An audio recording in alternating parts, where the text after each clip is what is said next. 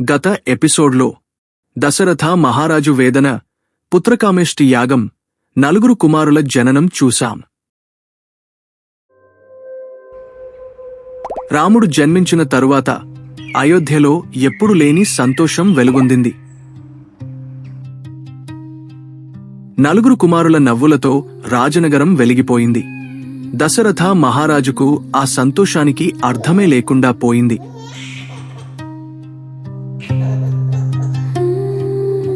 అయోధ్యలో కాలం నిశ్శబ్దంగా జారిపోయింది.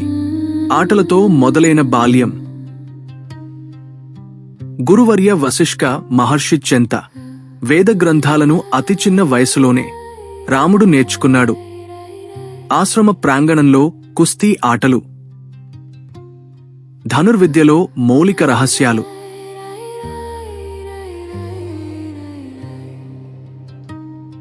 ఇలా బాల్యం కొనసాగుతుండగానే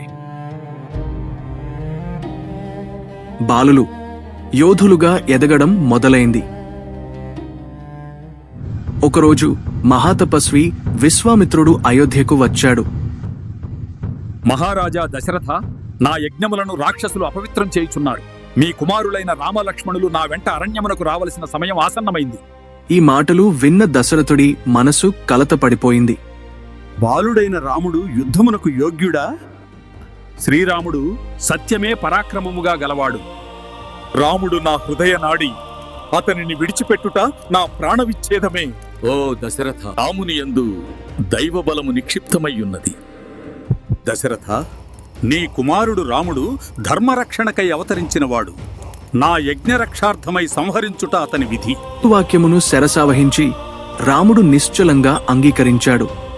దశరథుడు తన ప్రాణాల్ని గురువుకు అప్పగించినట్టుగా నిలబడ్డాడు. అది ఒక ప్రయాణం కాదు, తండ్రి హృదయం విడిచిన క్షణం.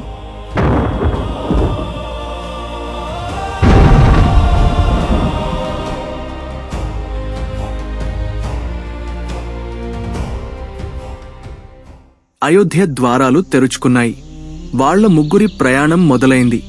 అదే రామలక్ష్మణుల మొదటి అయోధ్య సరిహద్దులు దాటిన ఘడియ. అరణ్య మధ్య మహర్షి విశ్వామిత్రుడు రామలక్ష్మణులకు ఒక విశేష విద్య నేర్పాడు. ఓ రామాద్, ఓ లక్ష్మణాద్, ఇది నుండి నేను మీకు ఉపదేశించు విద్య సాధారణమైంది కాదు. ఈ విద్యలు కొలను బలా అతిబలాలు.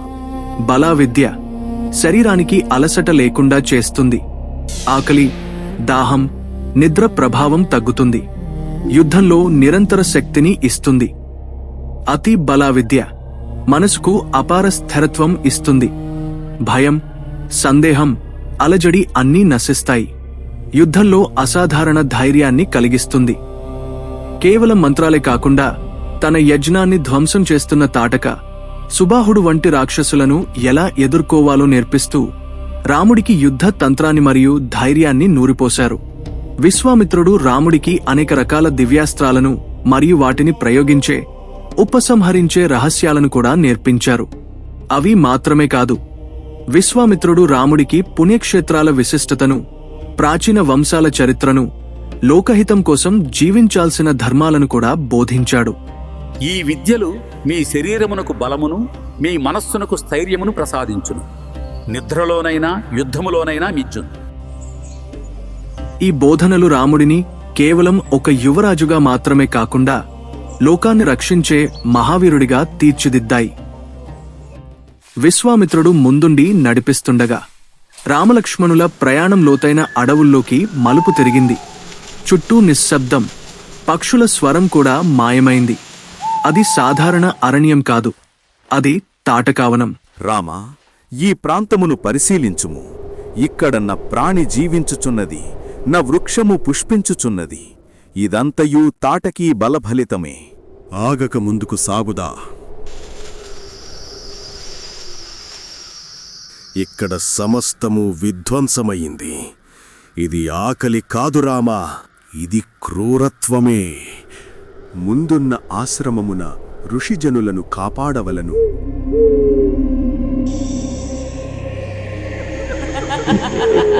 అది తాటక, పారిపండి.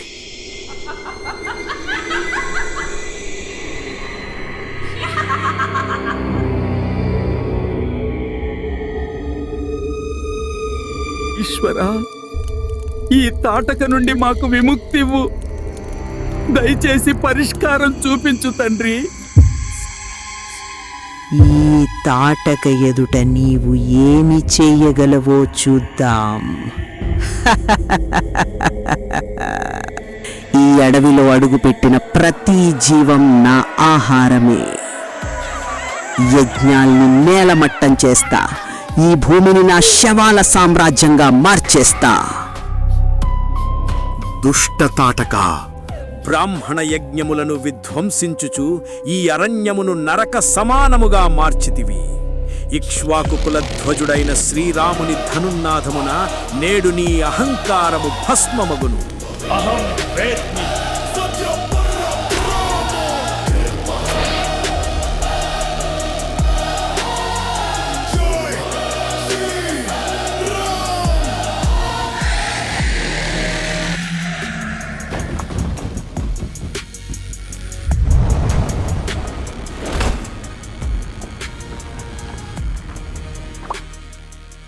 తాటకను సంహరించిన తరువాత యజ్ఞం మళ్లీ ప్రశాంతంగా కొనసాగుతోంది. అంతలోనే ఒక్కసారిగా ఆకాశం మబ్బులతో నిండిపోయింది. రక్తపు చుక్కలతో, మాంసపు ముద్దలతో కూడిన వర్షం మొదలైంది. యజ్ఞాన్ని కాపాడేందుకు రాముడు తన దివ్యాస్త్రంతో బాణాలను వలయంలా విడిచిపెట్టి ఇషులను చుట్టూ ఒక రక్షణ గవచంలా ఏర్పరచాడు.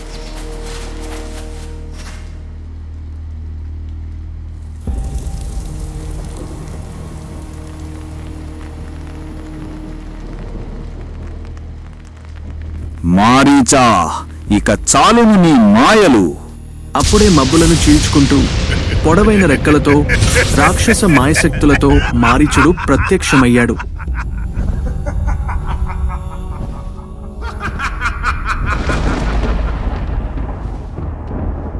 మరోవైపు లక్ష్మణుడు అడవిలో ఏదో కదలికను గమనించాడు.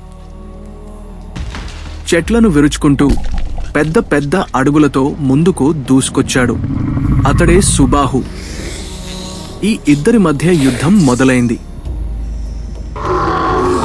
ఇదే నీ అంతం. లక్ష్మణుడు వెనుకాడలేదు. మెరుపు వేగంతో సుబాహుపై దూకేశాడు. ఇక మరోవైపు రాముడిని చూసిన మారీచుడు మరింత అహంకారంతో ముందుకు వచ్చాడు. మాయలు, మోసాలతో రాముడిని గందరగోళానికి గురిచేయాలని ప్రయత్నించాడు. కాని రాముడు ఒక్క అడుగు కూడా వెనక్కి వేయలేదు. యుద్ధం తీవ్రంగా సాగుతోంది. అప్పుడే విశ్వామిత్రుని సూచనతో రాముడు మానవాస్త్రము ప్రయోగించెను.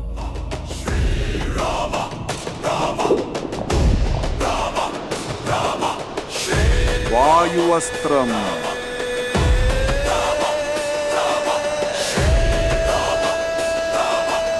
ఆ ఒక్క బాణం మారీచుడిని 100 యోజనాల దూరం సముద్రంలోకి విసిరేసింది.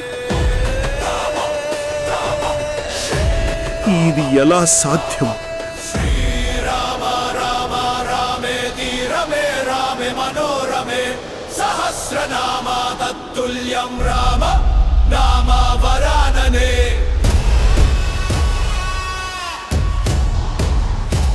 ఇదిలా ఉండగా మరోవైపు లక్ష్మణుడితో ఉగ్రయుద్ధంలో ఉన్న సుబాహుపై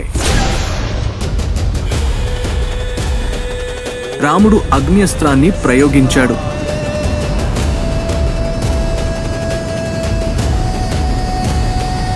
మెరుపు వేగంతో ఆ అగ్న్యస్త్రం సుబాహును దగ్ధం చేసి నేలకొల్చింది.